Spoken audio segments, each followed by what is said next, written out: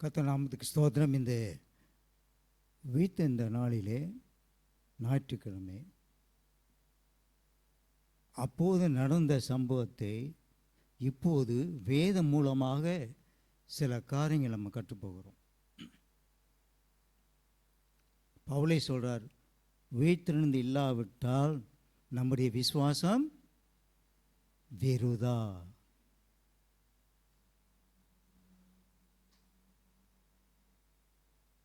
அப்போ நம்ம எல்லாரும் வேதத்தை பார்த்து படித்து தியானம் பண்ணதுனால நாம் ரட்சிப்பு அடையலை. நல்லா கேட்டுங்க, வேதத்தை அறிந்து அது பிறகு நடக்கிறதுனாலே நான் ரட்சிப்பட, அது நம்ம தேவ அறிவு நம்மளுக்கு நம்முடைய மனசை திறந்து விடுகிறது, நம்முடைய கண்களை திறந்து விடுகிறது. ஆனால் ரட்சிப்பு கொண்டு வராது. ஏனென்றால் கர்த்தர் பரலோகத்திலிருந்து பூமிக்கு ஆண்டவர் இயேசுவை கொண்டு வராவிட்டால், அவர் தன்னைத்தான் இந்த சிலுவையை ஒப்பு கொடுக்காவிட்டால் அது வெறும் வார்த்தையாக தான் இருக்கும். ஆனால் நமக்கு அது ரட்சிப்பு கொடுக்காது.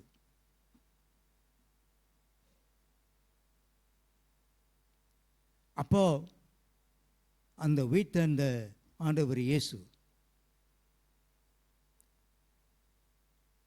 அவருடைய பரிசுத்த இரத்தத்தினால் நம்மளை மீட்டெடுத்து தன்னை தானே ஒப்பு கொடுத்து 3ஆம் நாள் உயிர்த்தெழுந்த பிறகு நம்ம சோர்ந்து, அந்த நேரத்தை சீசர்களோடு ரொம்ப சோர்ந்து போயிருந்தாங்க. கல்லறை அந்த கொல்கத்தா மலையில் இந்த 3 பேர் தூங்கிட்டு இருக்கும்போது யார் தான் அங்கே இருந்தா? ரோமர் சேவர்கள் அங்கே இருந்தாங்க, செக்யூரிட்டி கார்டு, அந்த 100க்கு அதிபதி அங்கே இருந்தாங்க. மற்றவங்களும் தூரத்திலிருந்து யார் பார்த்து கொண்டு இருந்தா? பெண்கள் பார்த்து கொண்டு இருந்தாங்க. ஆண்கள்லாம் எங்கே போயிட்டாங்க, சீஷர்லாம் எங்கே போயிட்டாங்க தெரியல. அவங்க பாட்டு சரி நம்முடைய கெதி இப்படி ஆயிடுச்சு, ஆண்டோடைய கெதி இப்படி ஆச்சு, சரி அவர் இவ்வளவுலாம் சொல்லிட்டாரு, நம்ம காத்திருப்போம் அப்படின்னு சொல்லி அவர்கள் வீடு திரும்பிட்டாங்க. ஆனால் பெண்கள் அங்கே இருந்திருக்கிறாங்க, கடைசி வரைக்கும் இருந்தாங்க. அதனால தான் ஆண்டவர் இயேசு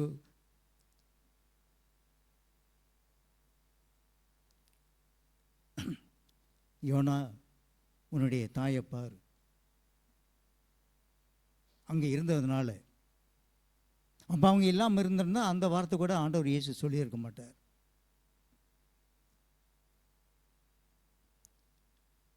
அந்த உயிர்த்தெழுந்த நாளையிலே யார் அங்கே இருந்தது? முத போனது யாரு? ஆமாம், அந்த பெண்கள் தான் போயிருக்கிறாங்க. இப்போ இதெல்லாம் நம்ம பார்க்கும்போது என்ன, அவர் ரொம்ப பொறுமையாக இருந்து கர்த்தர் சொன்ன வார்த்தை நிறைவேறும், அது ரொம்ப ஆவலாக போயிருக்கிறாங்க. தோட்டக்காரன் கூட நினச்சிட்டா, பிறகுதான் தெரியுது உயிர்த்தெழுந்த ஆண்டவர் அங்கே காட்சி அளித்தார். அப்போ அவங்களுக்கு தான் முதலாவது காட்சி அளிக்க அவர்கள் பார்த்தார்கள். அதற்கு பிறகு தான் மற்ற இடங்களில் ஆண்டவர் இயேசு காட்சி அளித்து அதை பார்க்க வேண்டுமானால் அந்த 1 கொரிந்தியர் 15 முதல் பாகத்தை நம்ம பார்க்கலாம்.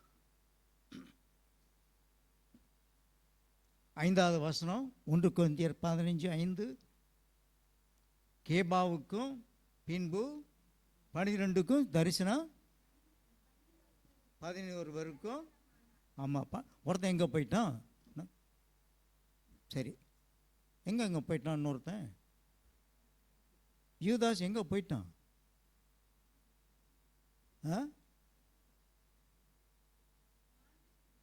நாண்டுகிட்டு செத்து போயிட்டான். சரி, அதனால இங்கே என்ன எத்தனை பேர் இருக்காங்க இப்போ? ஆமாம், -1. ஓகே. அப்புறம் 6வது வசனம் எத்தனை பேருங்க? 500 பேருக்கு அதிகமாக சகோதரருக்கும் ஒரே வேளையில் 500 பேர். அப்போல்லாம் அவங்கெல்லாம் சாட்சி கொடுத்துருக்குறாங்க. இந்த உயிர்த்தெழுந்த ஆண்டவரை அவருக்கு பார்த்தார்கள் என்று. அடுத்தது அவர்களில் அநேகர் இந்நாள் வரைக்கும் இருக்கிறார்கள். அந்த நேரத்தில் இருந்தாங்க.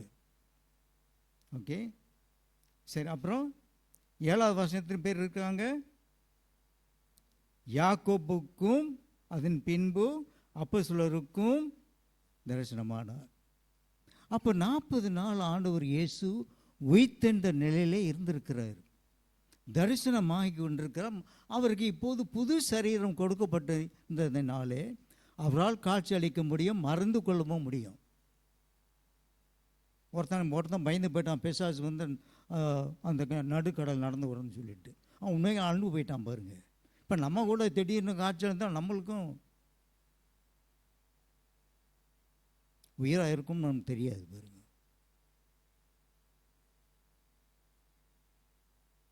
சாது சுந்தர் சிங் வெளியே அவர் சத்த குரலை கேட்டார்.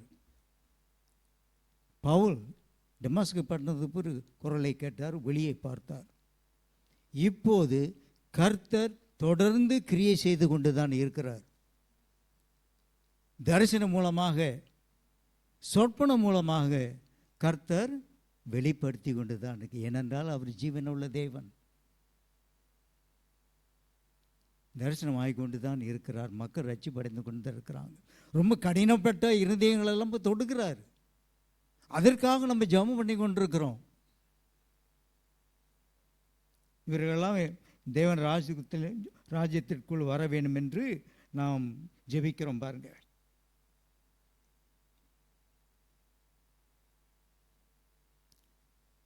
தரிசனமானவர் தேவன்.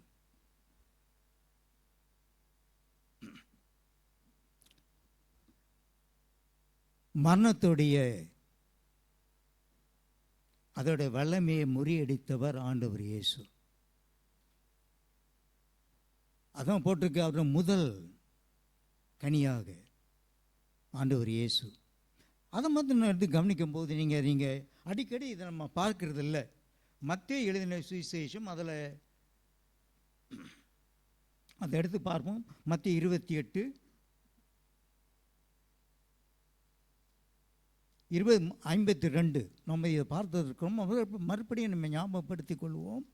52 கல்லறைகளும் திறந்தது, நித்திரை அடைந்திருந்த அநேக பரிசுத்தவான்களுடைய சரீரங்களும் எடுத்திருந்தது.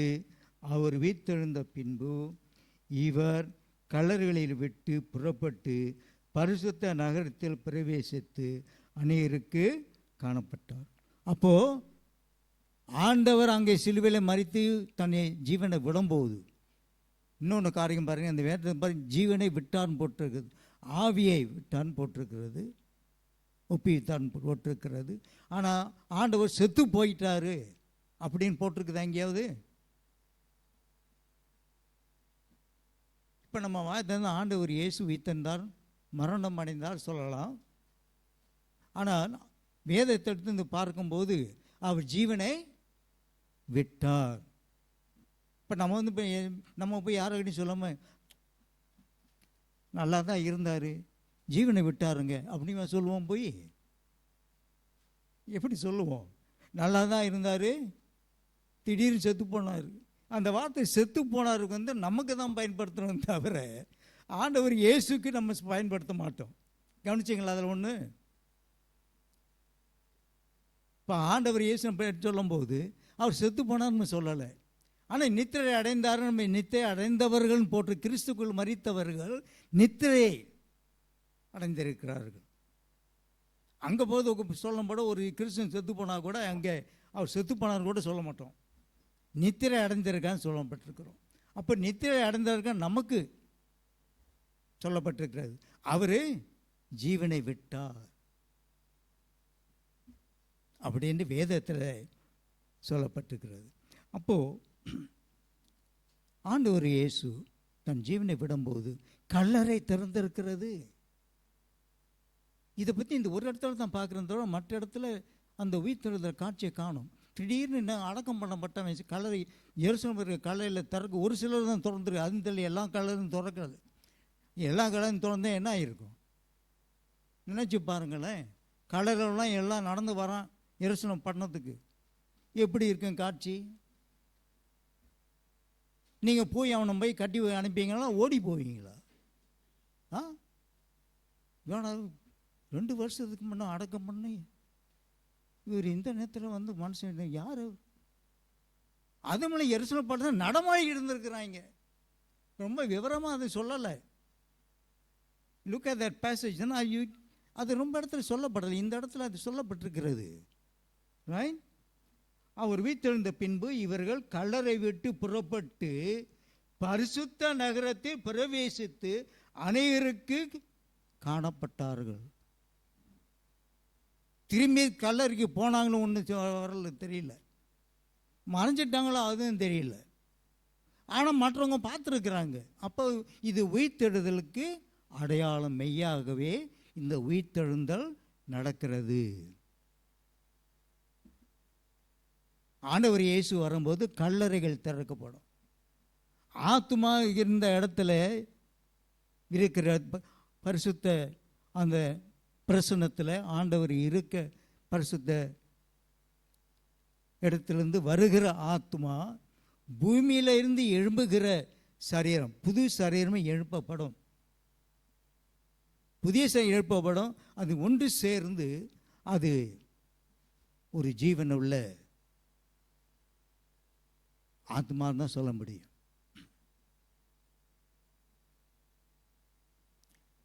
அப்புறம் மேலே சேர்ந்து ஒன்று சேர்ந்த உடனே புதிய சரீரத்தோடு பரலோகத்துக்கு எடுத்துக்கொள்ளப்படுவார்கள். முதலாவது கல்லறையில் இருந்தவர்கள் தான் முதல்ல எழும்புவார்கள். அதற்கு பிறகு உயிரோடு இருக்கிறவர்கள் எழுப்பப்படுவார். இது கடைசி காலம். ஆண்டவர் இயேசு வரும்போது நடக்கும். அந்த நாளுக்காக தான் எல்லா ஆத்மாக்களும், மரித்து போன ஆத்மாக்கள் எல்லாரும் காத்திருக்கிறார்கள். அப்போ கல்லறைங்கிறது முடிவே அல்ல. செத்து போயிட்டான்னு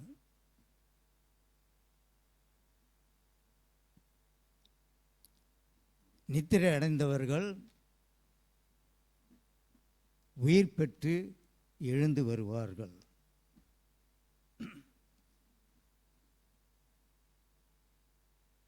அந்த பெண்கள்லாம் பாருங்க, பயம் இருந்துச்சு.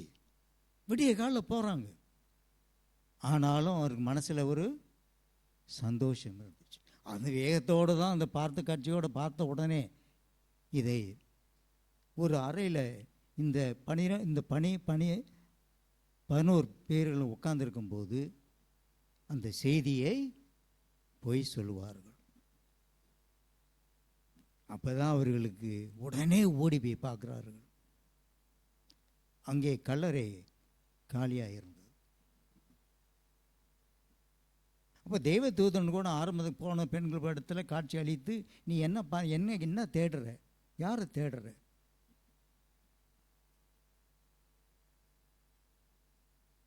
அப்போ அந்த தேவ தூதன் சொன்ன வார்த்தையை கேட்டு அதை நம்பினார்கள். ஆனால் எல்லாருக்கும் பார்க்க காட்சி இல்லாட்டி போனாலும் அதில் ஒரு பெண்ணுக்கு யாருன்னு நீங்கள் தான் பார்க்கணும். ஏனென்றால் இது எல்லாமே மத்தேயு, மார்க்கு, லியூக் எல்லா இடத்துலையும் இது சொல்லப்பட்டிருக்கிறது. அதை நீங்கள் படித்துக்கொள்ளலாம். ஆனால் அந்த அதிகாரிகளெல்லாம் என்ன நினச்சிட்டாங்க? ஆண்டவர் இயேசு சொன்ன பிரகாரம் அப்படி உயிர்த்தெழுந்து போனாலும் இந்த ஜனங்கள்லாம் எப்படி விசுவாசத்தை விட்டு போய்விடுவார்களே என்ன எண்ணி, அதே நேரத்தை யாராவது செத்து போயிருக்கிற நேரத்தில் சரீரத்தை கொண்டு போயிடுவாங்க.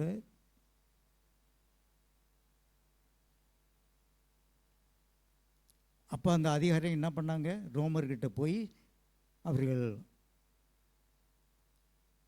அந்த பெர்மிஷன் வாங்கி உத்தரவு வாங்கிக்கிட்டு அப்புறம்தான் இப்போ பார்க்குறோமே இதான் ஆண்டவர் இயேசு அங்கே அடக்கம் பண்ண பிறகு இந்த கல்லை புரட்டி, அது மாத்திரமில்லை, அந்த கல் மேலே என்ன வச்சாங்க?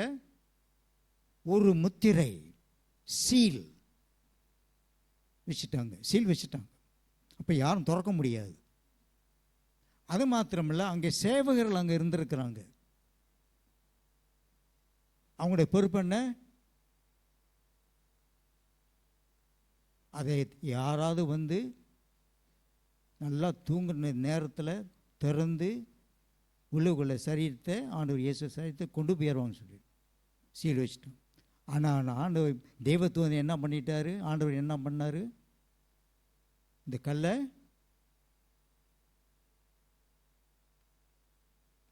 நவுத்தி வச்சு ஆண்டவர் இயேசு உள்ளுக்குள்ளே சரியா வெளியே கர்த்தர் உயிர்த்தெழுந்து வெளியே வந்துட்டார்.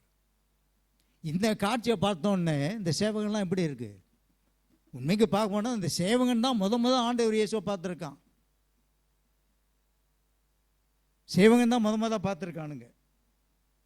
The soldiers, the security guards, they were the ones who actually witnessed the resurrection of Jesus Christ. அவங்க தான் பார்த்துருக்காங்க முத. ஆனால் பார்த்து விழுந்துட்டானுங்க, மயக்கம் அடித்து விழுங்க, அங்கே கிடக்கிறானுங்க. அப்படியே இந்த மாதிரி காட்சி எங்கேயும் பார்த்தது இல்லைன்னு சொல்லி. இப்போ யார் தான் அப்படி திடீர்னு ஒருத்தர் பற்றி வந்துட்டா? இதுதான் முத அவனுங்களும் பார்க்குறானு.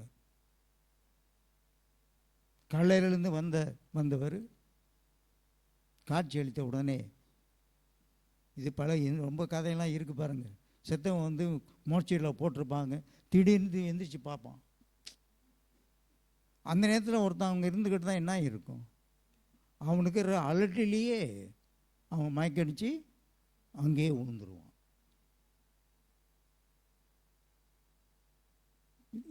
இதெல்லாம் இந்த மெடிக்கல் பர்கான்ஸ் நேரத்தில் போய் டாக்டருக்கு பிறகு செத்து போயிட்டான்னு சொல்லி அனுப்பி விட்ருவாங்க மோட்சரிக்கு. சில நேரங்களில் அது வந்து அவனுக்கு உயிர் வந்துருச்சுன்னா எந்த டாக்டரை இந்த மாதிரி பண்ணலாம்? முதலாவது அவன் சரியாக டயக்னோஸ் பண்ணல, செத்து உயிரோடு இருக்கணும் கொண்டு போய் மூச்சலில் போட்டான்னு சொல்லிட்டு. அதே போல் தாங்க அந்த காலத்து அந்த நேரத்தில் நடந்திருக்கிறது. ரைட், அந்த மிரக்கல் அது நடந்தது. இந்த சேவகர்களுக்கு முதலாவது அவர்கள் பார்த்தார். அதே போல் இந்த நூற்றுக்கு அதிபதி மெய்யாகவே இவ தேவ குமாரன், அந்த சேவகன் தான், அந்த நூற்றுக்கு அதிபதி தான். அந்த நூற்றுக்கு அதிபதினு சொல்லும் போது நல்ல காரியங்கள் அவங்க பற்றி சொல்ல வேண்டியது இருக்கு பாருங்க. ஒருத்தன் வந்து சொன்னால், நீ ஆண்டவர் என் வீட்டுக்கு வர வேண்டாம், ஒரு வார்த்தை சொன்னால் அவன் சுகமாக ஆயிடுவான். அவன் ஒரு நூற்றுக்கு அதிபதி. ஆண்டவர் இடத்துல அப்படிப்பட்ட ஒரு வல்லமையாக இருக்கிறது. வார்த்தை சொன்னாலே ஆகும். ஆனால் அதை கர்த்தர் யார் ஆண்டவர் இயேசுவை அந்த நேரத்தில் இந்த 12 பேர், இந்த 11 பேரும் பார்த்த உடனே அவர்கள் இருதயமானது பலப்பட்டு அவர்கள் ஆண்டவர் இயேசுவை இன்னும் அதிகமாக பற்று உருவாயிற்று. இதை தான் நம்ம பார்க்கிறோம் பாருங்க. அதுல ஒன்று காட்சி மத்தேயுல சொல்லப்பட்டிருக்கிறது. இந்த இம்மானுவேல் போற வழியில லூக்கா 24 எல்லாத்தையும் படிக்க வேண்டாம். லூக்கா 24 13 35 அதை நம்ம எடுத்து கொஞ்சம் பார்ப்போம். லூக்கா 24 அது நான் ஏற்கனவே இதை பற்றி நான் சொல்லியிருக்கிறேன். அதை மீண்டும் நம்ம ஒரு முறை நம்ம பார்க்கலாம்.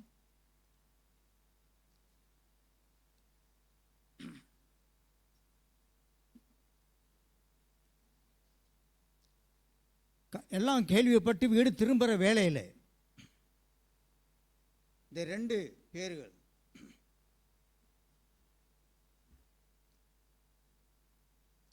தீர்க்கதரிசிகள் சொன்ன யாவையும் விசுவாசிக்கிறதற்கு புத்தில்லாத மந்த இருதயமுள்ளவர்களே. அப்போ ஆண்டவர் இயேசு இங்கே 26வது வசனத்தை பார்க்கும்போது இதெல்லாம் பேசிக்கொண்டு வராங்க. பேசிக்கொண்டு வரும்போது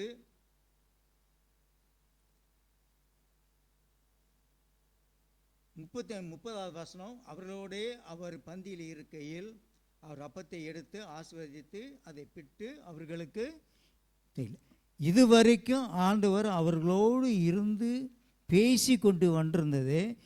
இந்த நேரத்தில் அவர் சாதாரண மனுஷன் போல வந்து பேசிக்கிட்டு வந்தார். ஆனால் இந்த பந்திக்கு வந்தபோது 36 வசனம், அப்பொழுது அவர்களுடைய கண்கள் திறக்கப்பட்டு அவரை அறிந்தார். உடனே அவர் அவர்களுக்கு மறைந்து போனார். அப்போ இந்த அருமையான காட்சி பண்ணி இவர்கள் எவ்வளோ ஒரு பாக்கியம் ஒன்று பண்ணி 2 பேரும்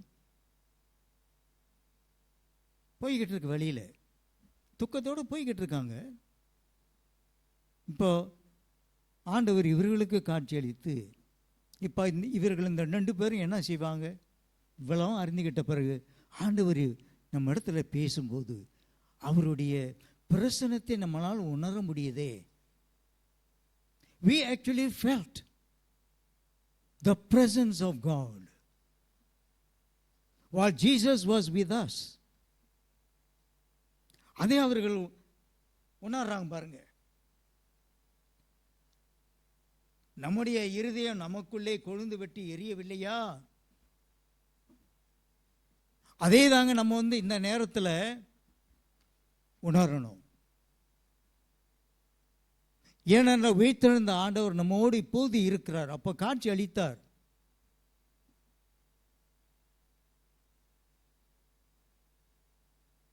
இதை நம்ம உணரும் போது மெய்யாகவே உயிர்த்தெழுந்த ஆண்டவர், அவருடைய உயிர்த்தெழுந்த வல்லமை, the power of his resurrection, அந்த வல்லமை நமக்குள்ளே ஒவ்வொரு இடத்துலையும் இருக்கிறது பாருங்க. ஒவ்வொரு உள்ளத்திலையும் அது இருக்கிறது. ஆண்டவர் முன்ன சொன்னது போல திக்கெட்டவர்களாக நான் விடமாட்டேன். இதுதான் உயிர்த்தெழுந்த வல்லமை ஆண்டவர் நமக்கு கொடுத்திருக்கிறார். இந்த தரிசனங்கள் கர்த்தர் சீஷர் இடத்துல காட்சி அளித்தது இதெல்லாம் எதற்காக?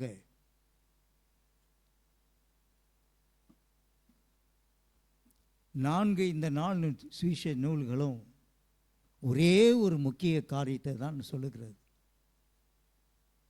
உயிர்த்தெழுந்த பிறகு சீஷர்களுக்கு உபதேசம் பண்ணியிருக்கிறார். 40 நாள் உபதேசம் பண்ணியிருக்கிறார்.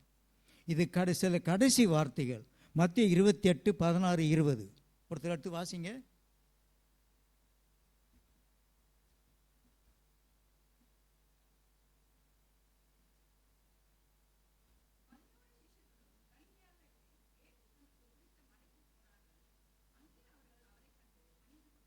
ம் ம்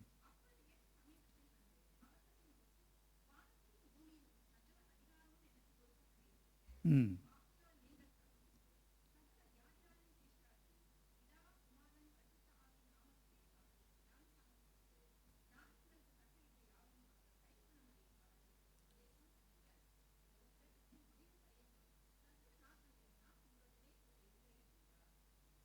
அவர் உலகத்தில் இருக்கும்போது தேவ ராஜ்யத்தை பிரசங்கித்து அநேகர் மக்கள் தேவ ராஜ்யம் வந்தார், ரட்சிப்படைந்தார். இப்போது அவர் உயிர்த்தெழுந்து திரும்பவும் பிதாவின் இடத்திற்கு போகாதற்கு முன்பு இந்த வார்த்தையை சொல்லியிருக்கிறார். மத்தேயு விதமாக சொல்கிறார். ஒரு சிலர் சந்தேகப்பட்டார்கள். சீஷர்களுக்கு குறிப்பாக சொல்லப்பட்ட வார்த்தை இது. இந்த 12 இந்த 11 இந்த நேரத்தில் 11 சொல்லப்பட்ட வார்த்தை. உலகமும் சென்று சகல மக்களுக்கு நீ சுவிசேஷம் அறிவித்து ரட்சிப்பு கொண்டோ எல்லாவற்றையும் கற்றுக் கொடு. பிதா குமாரன் ஆவியிலே அவர்களுக்கு ஞானசனம் கொடு. இதுதான் உயிர்த்தெழுந்த பிறகு பூமியை விட்டு போகாத முன்பு சீசர்களை எடுத்து சொன்னது. இதை தான் நம்மக்கிட்ட சொல்கிறாரு. இப்போ அதை தான் நம்ம செய்து கொண்டிருக்கிறோம். இந்த 2000 வருஷ காலமாக அதை தான் நம்ம செய்து கொண்டு வருகிறோம். அதனால தான் இந்த உலகத்தில் தேவனுடைய ராஜ்யம் பெருகி இருக்கிறது. இன்னும் அநேக மக்கள் இன்னும் இருள் தான் இருக்கிறாங்க.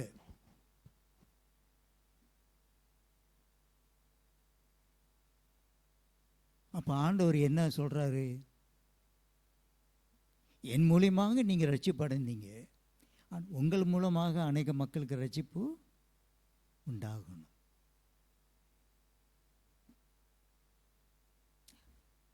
அதுக்காக தான் அது பிதாவுடைய சித்தம்.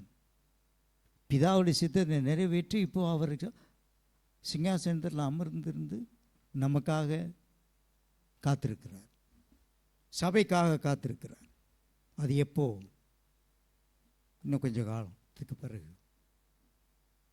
வேதம் சொல்ல அதி சீக்கிரம் சொல்லப்பட்டிருக்கு. அதி சீக்கிரம்னா கர்த்தருடைய கணக்குக்கு வேற. லூக்கா 24, 44, 49 அது ஒரு படித்து முடிப்போம். அதை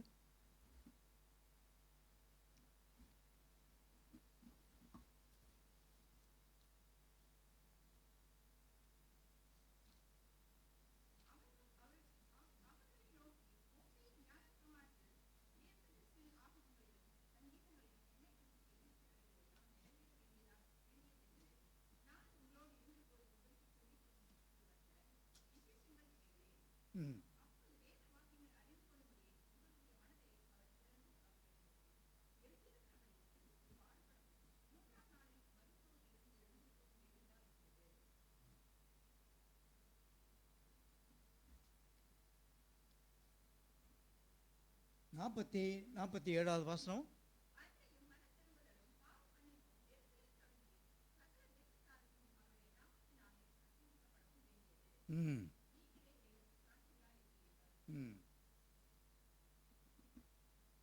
இதை தான் நீங்க செய்யணும்.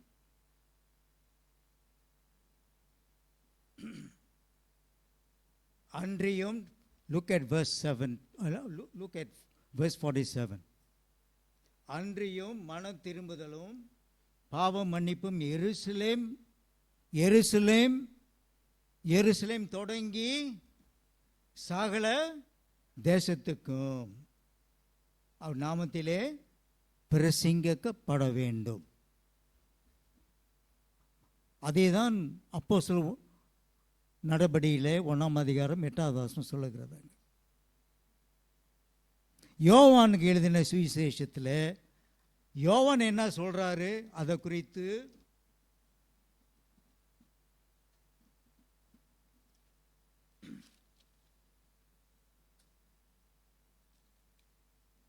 இருபத்தி 21 பாருங்க.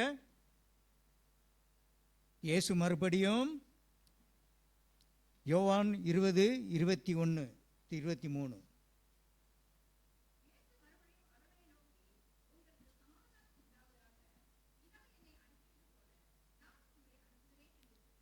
ரைட்.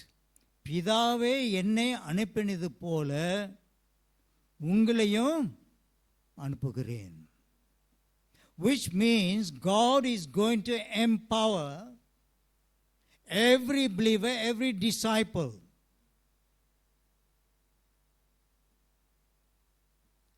கர்த்தருடைய வல்லமை நம்மளுக்குள்ளே இருக்கிறது. அது செய்வதற்கு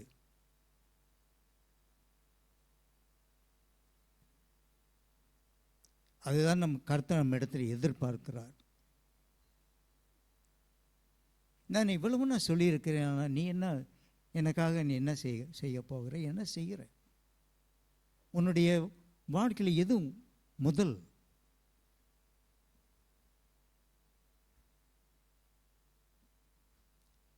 கர்த்தர் ஊழியம் வந்து நம்பர் 1, மறந்துடாதீங்க. குடும்பம் 2, அதுக்கு பிறகுதான் மற்றது எல்லாமே. இதே நான் சொல்லிடுறேன். First the Lord, secondly is the family, third is the ministry. இது சரியா இருக்கணும். இது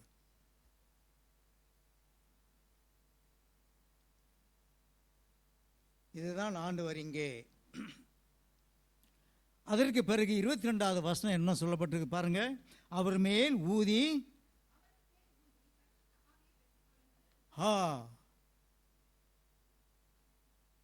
பலத்தை கர்த்தர் வந்து உற்சாகப்படுத்த. எப்படி உற்சாகப்படுத்துகிறார்? நம்மளை எப்படி உற்சாகப்படுத்துகிறாரு?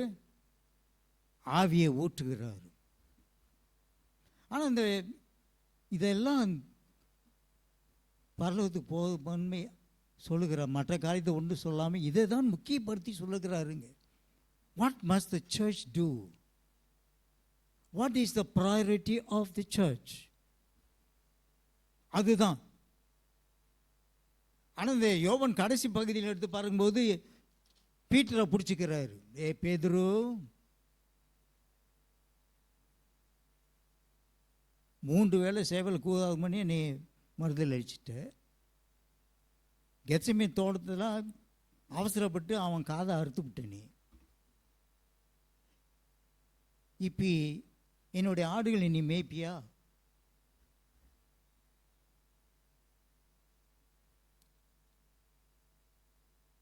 பேதுரு. அதனால தான் இப்போது கூட கத்தோலிக் திருச்சபையில் எடுத்து பார்த்தீங்கன்னா Peter is the first bishop. அதனால தான் நம்ம பாருங்க. ஏன்னா பேதுரு குறிப்பிட்டு பேதுருக்கிட்ட பேசுகிறார். ஆண்டவரே, நமக்கு தெரியாதா நான் என்னென்ன செய்துக்கிட்டு இருக்கேன்னு? நான் எல்லாமே உங்களுக்கு தான் நான் செய்கிறேன். 3 பேரை கேட்குறாரு. சில வேளை சில ஊழியக்காரங்களுக்கு 3 பேரை கேட்கணும். அப்போ தான் அவன் சில நேரத்தில் புரிஞ்சு கொள்வான். உண்மையான அழைப்பு இருந்தால் கர்த்தர் விதமாக தொடர்ந்து பேசி கொண்டிருப்பார். There is a message for everyone then. பேதுரு குறிப்பாக பேர் சொல்லி அழைக்கிற தேவன் இப்போது பேர் சொல்லி பேதுருவை கூப்பிடுறாரு.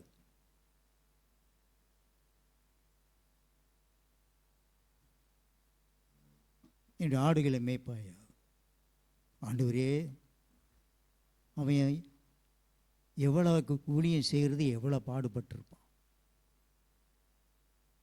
நான்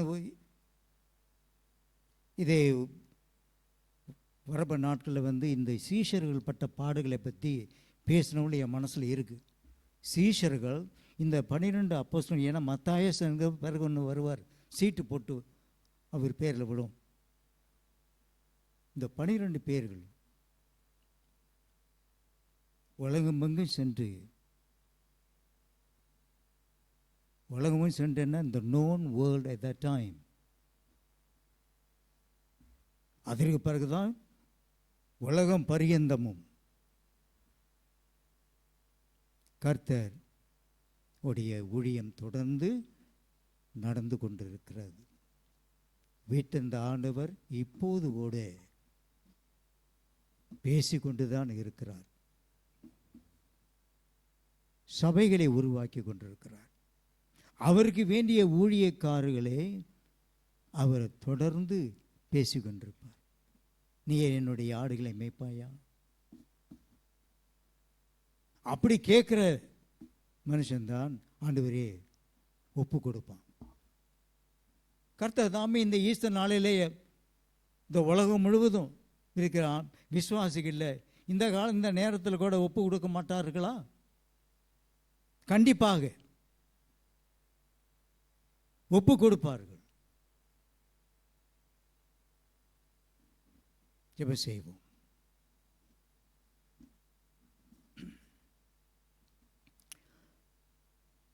அன்பின் ஆண்டவரே,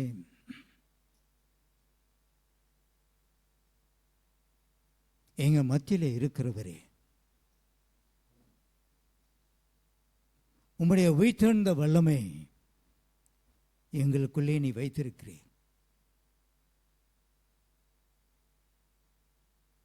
இந்த வல்லமையை எனக்கு கொடுத்துருக்கீங்க சுவாமி, இதை உமக்கனுடைய நாமத்துக்கு மகிமை உண்டாகும்படி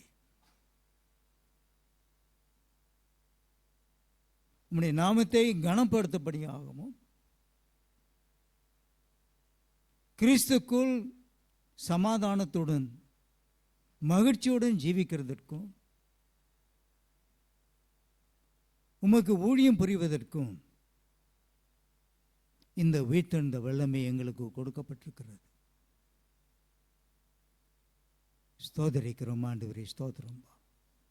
இயேசுவின் நாமத்திலே எடுத்து பார்க்கிறோம் நல்ல பிதாவே, ஆமென்.